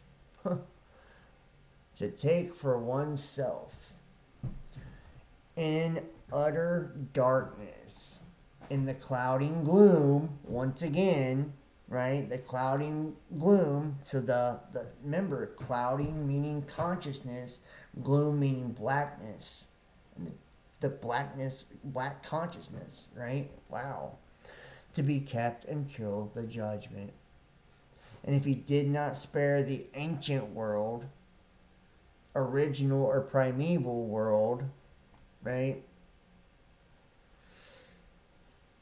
But did protect Noah, which was the patriarch. Let's see if there's anything else on Noah. A herald of righteousness, which is a proclaimer of divine truth, right? He's a proclaimer of divine truth, to proclaim or announce or to herald righteousness, which means equity, trust in Jesus, along with 7 others. What? But did protect Noah, a herald of righteousness, along with 7 others. The 8th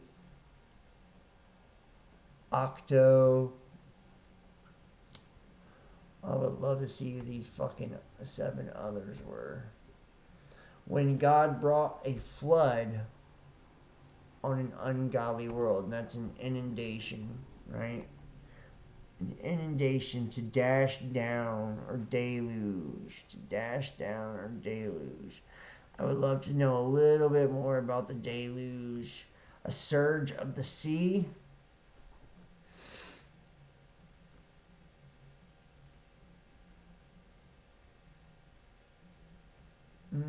A surge of the sea. And remember,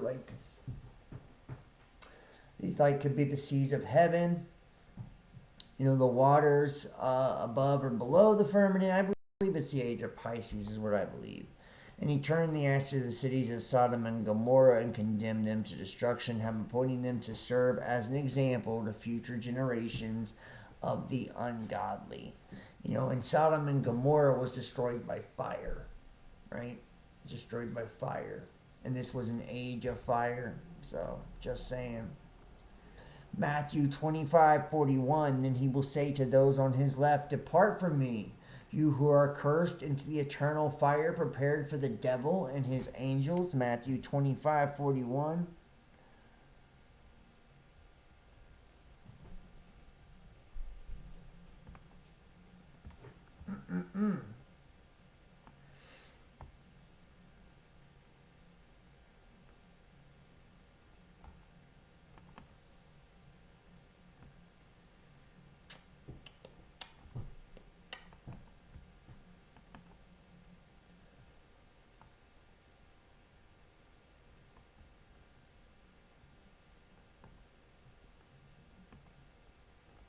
Boom. Then he will say to those on his left, depart from me, you accursed, into the eternal fire that is prepared for the devil and his angels.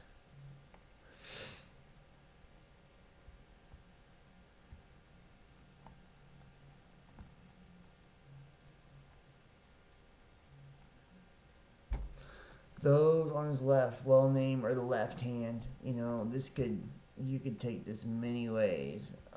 A name, well, you know, you could say maybe the left hand path, right? Those in the left hand path, depart from me, you accursed, meaning to curse or damn, to doom, right? You cursed, you know, you doomed into the eternal fire that has been prepared for the devil and his angels.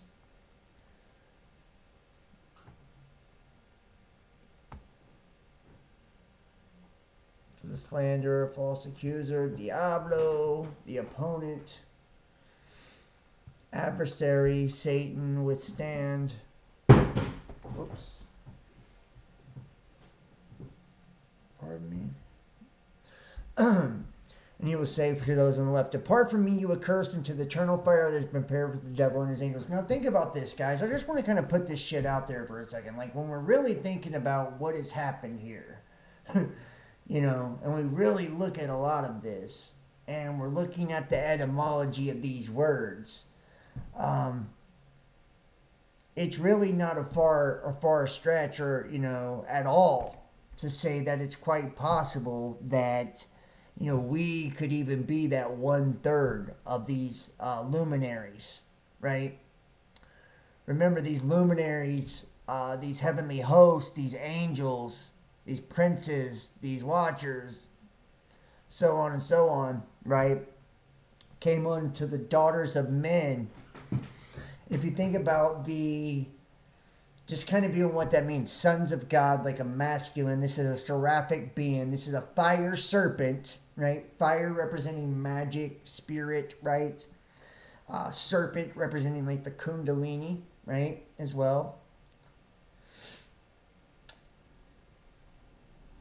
This masculine dragon, if you will,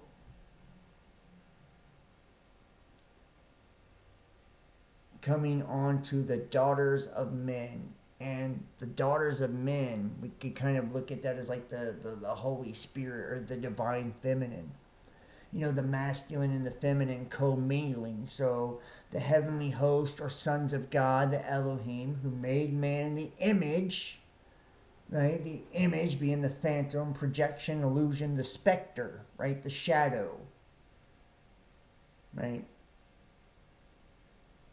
The shadow commingling with the Holy Spirit. And it's like we may have fallen from our original state. And then when he talks about this cloud of darkness and all of this, it's talking about this, you know, collective consciousness, you know, of darkness, you know. And that was reserved for Judgment Day until he can be redeemed. And then it gets you into the concept of original sin. Why do you have original sin? Maybe because you're a fallen angel. You know, we'll look at a couple more. We'll look at a couple more here. If anybody's got any questions, or wow, that is crazy. Matthew 22:30, at the resurrection, people will neither marry nor be given in marriage. They will be like the angels in heaven. Let's take a look. They will neither marry nor be given in marriage, but be like the angels in heaven. And that was, I think, Matthew 20, I think.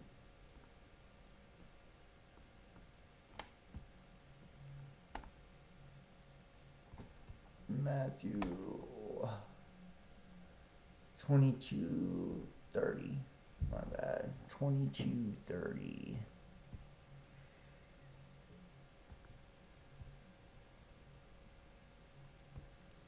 And if you're in the chat, Twitter Spaces, or on Discord, and you have something to add, if you have an opinion on this, anything, you would like to, to jump on the microphone, now is the time, raise your hand, let me know.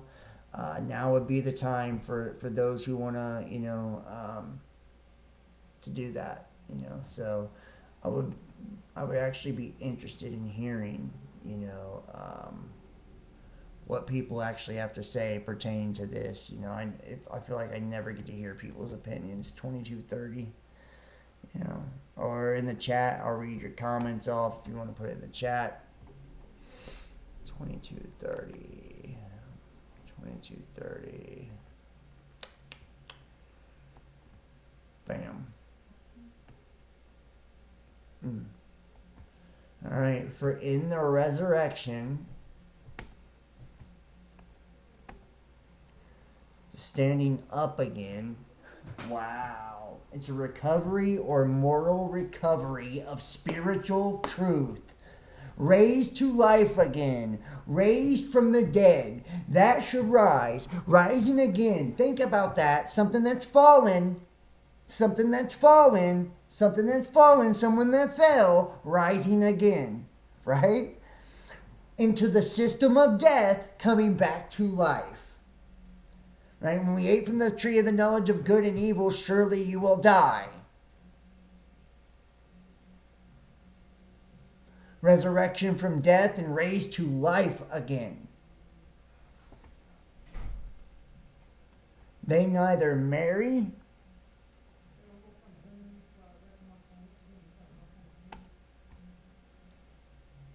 which means wedding, nuptials, They neither marry, which basically is, biological marriage, so it says, but are like angels, like messengers of God, carrying forth messages or carrying forth events, right, to bring tidings. They are a herd, right? They're his flock.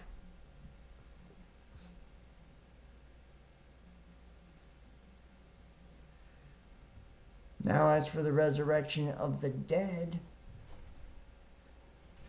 necros, corpse, have you not read what was spoken to you by God? I am the God of Abraham, the God of Isaac, and the God of Jacob. He is not the God of the dead, but the God of the living. When the crowd hears this, they were amazed at his teaching. Ba-bow. He's saying, I'm not the God of the people that are in the system of death. That's Satan. The one who deceived you into the system of death. The one that deceived you into the fall. Fucking I am the God of the living. Right? When you're in your angelic state, when you've risen again into life, when you've been redeemed into life and you're out of the system of death and you're full of light again and you're no longer a shadow, you're no longer a demon, you're no longer wearing a mask.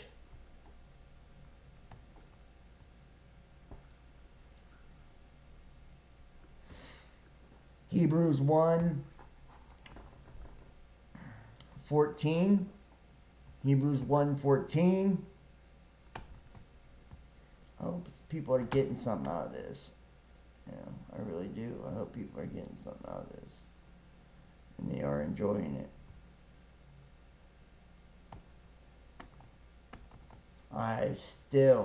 I'm dying to hear like what some people think.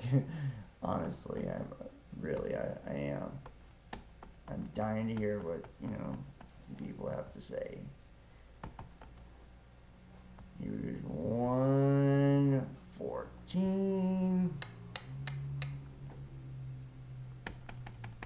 Don't be scared.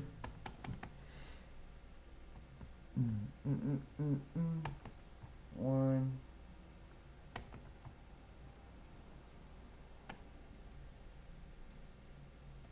Oh, what the hell?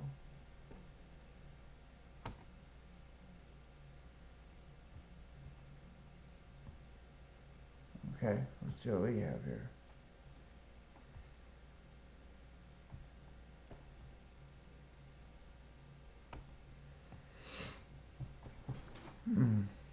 All right.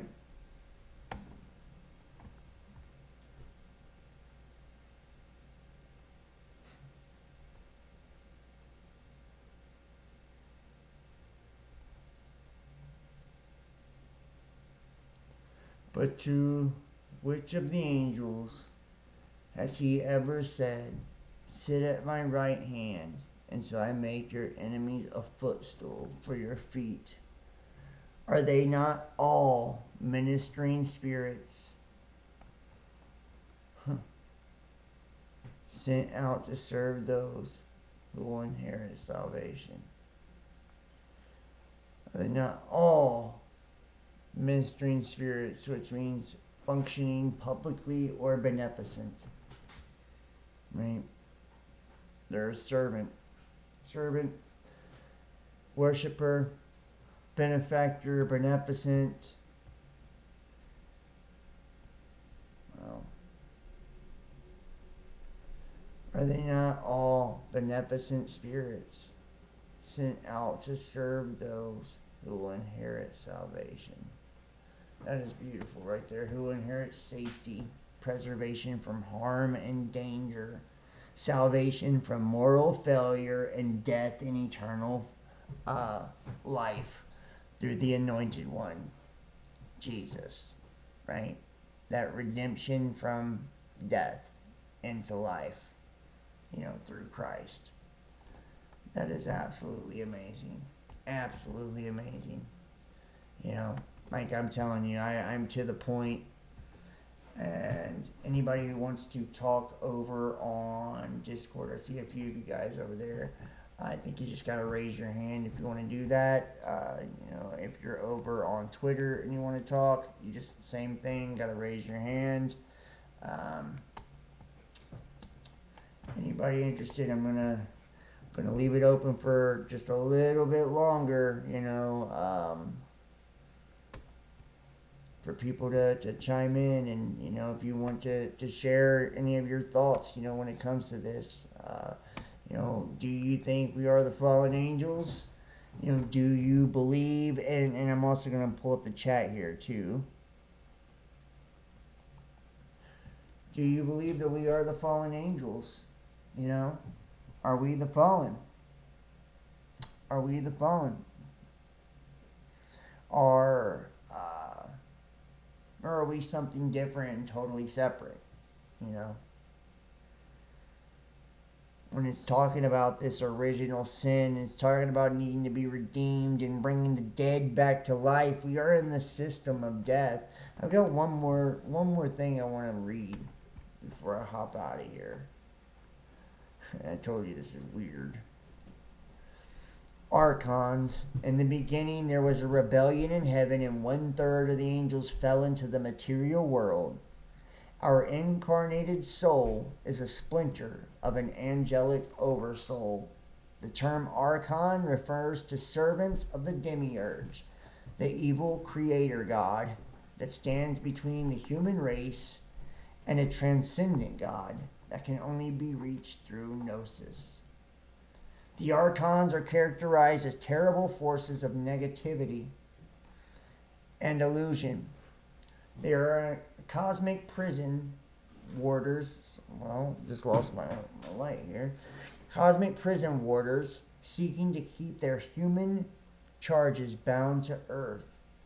How? The seven deadly sins were inserted as archetypes into the soul when it incarnated on earth for the first time.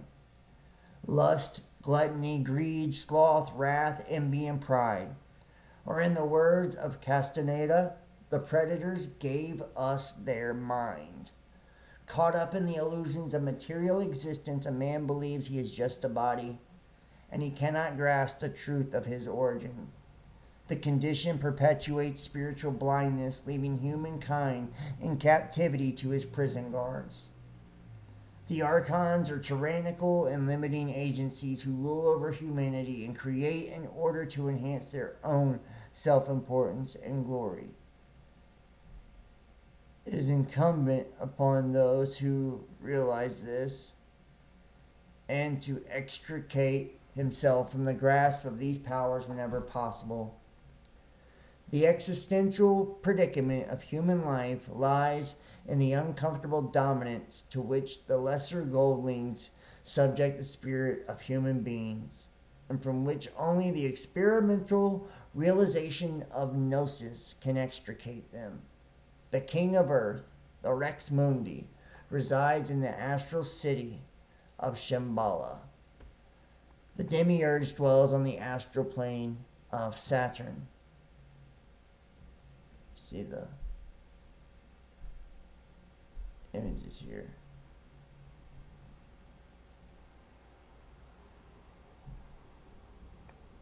If you have a preconceived idea of the world, you edit information. When it leads you down a certain road, you don't challenge your own beliefs. Ike's claims about the Saturn moon matrix dovetail precisely with my experience, both personally and as an astrologer, of how the 29.5-day cycle of the moon keeps us hormonally tied to tiny repeating cycles, and the 29.5-year cycle of Saturn locks us into the societal structures beyond which we cannot see. Until we attune larger orders, beginning with the outer planet cycles of Uranus, Neptune, Pluto, and beyond. But to do this is to leap off the cliff of a mind-controlled rationality into the mysterious living universe. Think about that. Saturn, Satan, hell, right? Being cast into hell and all of that. Guys, I'm not fucking playing, I'm telling you. The Saturn moon matrix. The questions are, is Saturn transmitting frequency to Earth, creating a matrix of illusions? Is the moon part of this? Can we do anything about it? And who's really controlling things on planet Earth and beyond? The Reptilian Alliance modus operandi is the first trigger cataclysmic events on a target world or solar system and wipe away the society that was there before. The reptilians genetically engineer new species that are designed to be tuned into the false reality, their matrix, and the planet is hijacked along with the perception of the people. They have done exactly this to Earth and humanity, and their means of doing so are Saturn and the Moon. Saturn, the Lord of the Rings, is the master control center. Saturn is a ginormous broadcasting system, and they will eventually find that the rings are full of crystals rather than ice. A type of crystal that we aren't familiar with on Earth. The rings are not natural, and at one time Saturn was a conventional brown dwarf. It had no rings. They have been constructed by the technology-obsessed Reptilian Alliance. Funnily enough, I think about it, an insider once told me of a photograph he had seen of an incredibly large spacecraft that appeared to be repairing one of Saturn's rings.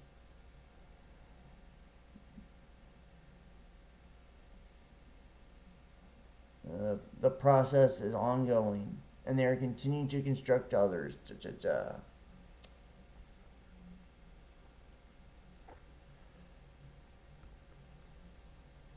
Six-sided hexagonal wave pattern in its north pole, right? The 666. Saturn with the all-seeing eye hacks into the waveform information broadcast from the center of the galaxy via the sun and broadcast a fake reality. And if you just think about it, dude, the 666, it being Chronos, Father Time. Time also represents 666. And the esoteric, exoteric, and the inner and outer rings of Saturn. And then, yes, the moon, which essentially acts as like a parabolic dish, and it's the lower part of the Sephiroth where all of these deities come together and filtered through, to us, So it's like, truth be told, maybe we are on hell. Maybe we're here. What if we are a fucking moon around the planet Saturn? That would be wild. I mean, many people believe that Earth was once a moon, around Saturn, Or Venus was a moon around Jupiter, So many theories out there about these things. But the point being, it's like, if we are the fallen, if we were fallen, in this Saturn system, Satan's system, Satan, the god of this world, ruling over us, and the dark demiurge ruling over us. Why? Because we were tricked by him. We were tricked by Satan. We're the third that fell. We commingled light with dark, started fornicating, all of that, right? Splitting ourselves into smaller and smaller fragments and pieces. Also, Satan and his homies could feed off of us. And that's why we're born with original sin, and that's why, Judgment Day, all of it. So we can be redeemed. We can go from the land of the dead, the world of the dead, which we were told in the garden by those two serpents, right? Enki and Enlil. You eat from the tree of the knowledge of good and evil, you will die.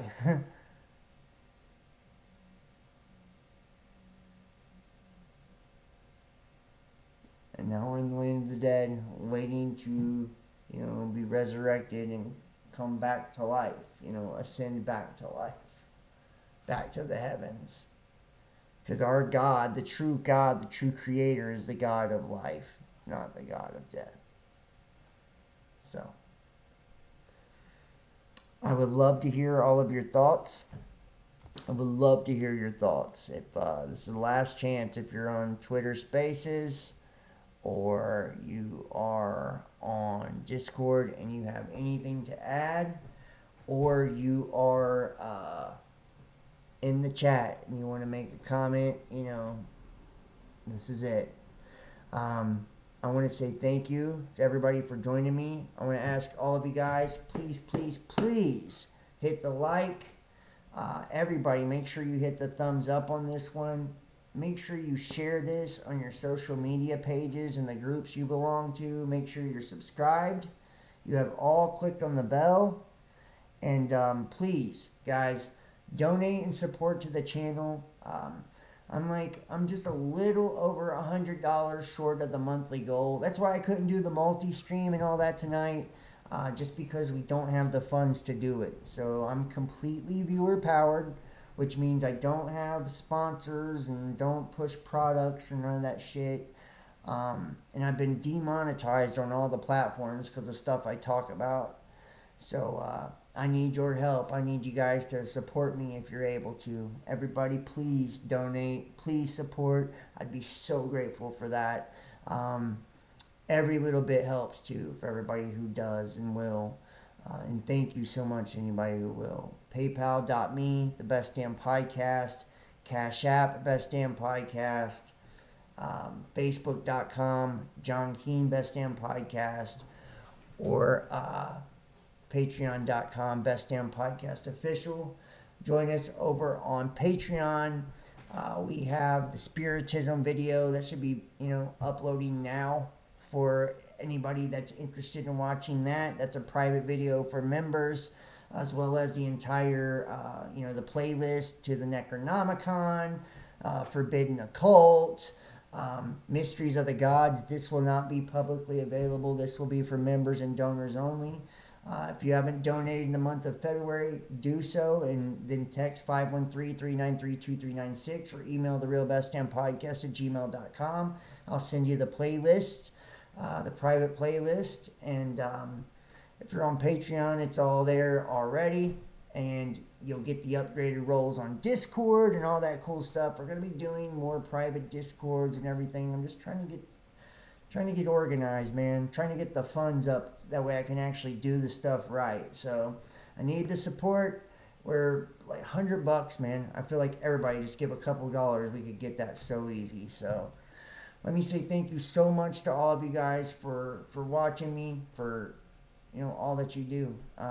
Follow me, Facebook, Instagram, Best Damn Podcast, Twitter, The Real Best Damn. Check out the daily tarot reads too, Facebook as well, TikTok, YouTube. Check the links in the description. It's got all the donation links and got all of our channel links. I love you guys so much. I hope you guys enjoyed tonight's presentation. Thank you so much for watching, guys. And I appreciate everything you do. And I appreciate all your support and all your love. I'll see you next time. You'll have an awesome evening.